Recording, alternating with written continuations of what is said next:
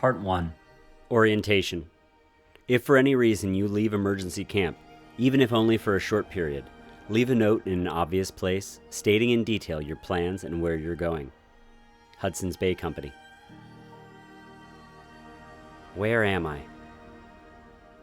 In my body, I crouch beside broken beer bottles and mischief cast upon the abandoned husks someone disposed of in a barren valley on the edge of the Mojave Desert. In my mind, I crouch on the lip of a cliff 4 decades in the making, hoping to glimpse the reflection of the next 10 years and what they hold under the swirling waters below. In my soul, I sit in quiet, waiting for my father to speak, because crouching takes more energy, and I don't know how soon he will whisper blessing and truth over me and my identity in him. Earlier, as I hiked up the hillside towards that skeleton, my phone had passed through a spot of reception and vibrated with a new birthday message, victorious in battle against a single bar of service. A friend shared another verse from Isaiah in honor of my travels over the figurative hill. Yet those who wait for the Lord will gain new strength.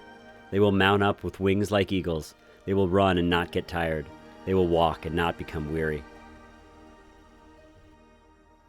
It was before noon, so my legs still felt fresh and the sun hadn't chased me away just yet. As if to pick the most ironic activity to follow up the milestone birthday of swimming, dancing, and spraining, I was 6 hours early to a 3-day silence and solitude retreat at a wilderness monastery.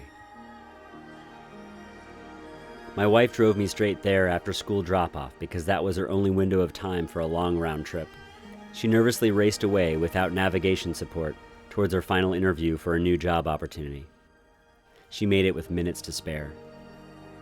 With her car disappearing into the distance, I climbed the steps to ask about early check-in, or at least to stash my bags and wander the grounds.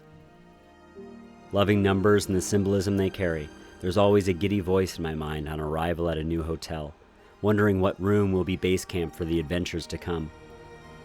That birthday gift felt intimate. My childhood mind wove such significance from my name, including the 3rd.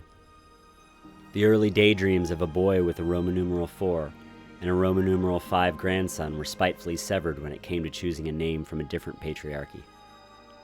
The road back to loving myself has necessitated the acceptance of a birth certificate's definition of who I am on many levels. To become a peaceful valley, I need to be okay with being a glen.